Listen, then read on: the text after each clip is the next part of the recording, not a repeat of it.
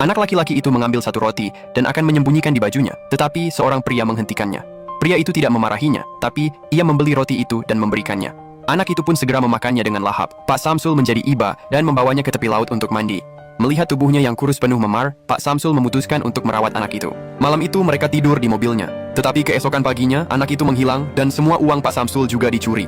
Yang paling menyakitkan Pak Samsul bukanlah kehilangan uang, melainkan kebaikannya dibalas dengan pengkhianatan. Emosinya membuat sakit jantung Pak Samsul kambuh. Anjingnya yang bernama Boni datang ke sisinya dan mengingatkan bahwa sudah waktunya minum obat. Di dunia ini mungkin seekor anjing lebih mengerti rasa terima kasih dibanding manusia. Tanpa tabungan, ia benar-benar menjadi tunawisma. Pak Samsul sudah tidak punya rumah untuk kembali. Tak lama sebelumnya, ia di PHK dari pabrik tempatnya bekerja. Kehilangan pekerjaan di usia paruh baya membuatnya sulit mencari pekerjaan baru. Ia berusaha mencari pekerjaan, tetapi tak ada perusahaan yang mau menerimanya. Bagaikan pepatah, sudah jatuh tertimpa tangga. Ia didiagnosis menderita penyakit jantung. Ia masih ragu untuk memberitahu istrinya, tetapi istrinya justru sudah terlebih dahulu memberinya surat cerai.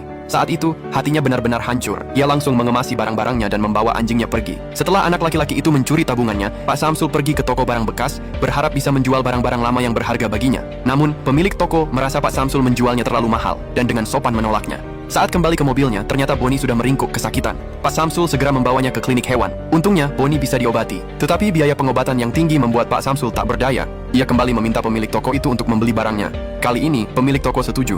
Uang yang diberikan cukup untuk membayar biaya pengobatan, bahkan masih ada sedikit sisa untuk perjalanan. Setelah berpamitan dengan pemilik toko, Pak Samsul dan Boni melanjutkan perjalanan. Ia melewati sebuah kafe dan menggunakan uang terakhirnya untuk membeli makanan untuk Boni.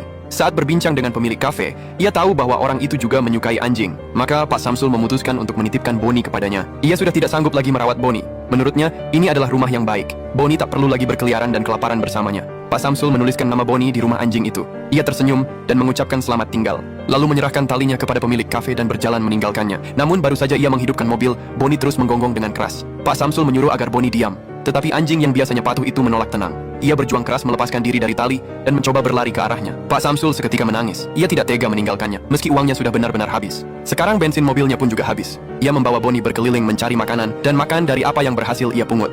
Saat musim dingin datang, lapar dan dingin membuat sakitnya semakin parah. Pak Samsul tahu bahwa hidupnya sudah di ujung. Ia membuka pintu mobil, berharap Boni pergi. Tetapi ia malah menemukan setumpuk makanan di bawah kursi. Itu adalah makanan yang Boni kumpulkan untuknya. Setiap hari Boni keluar mengais tempat sampah, memakan sisa makanan, tetapi selalu membawa pulang yang terbaik untuk Pak Samsul. Namun sekarang, ia sudah tidak lagi punya tenaga untuk makan. Dengan sisa kekuatannya, ia mengucapkan selamat tinggal pada Boni, anjing setianya.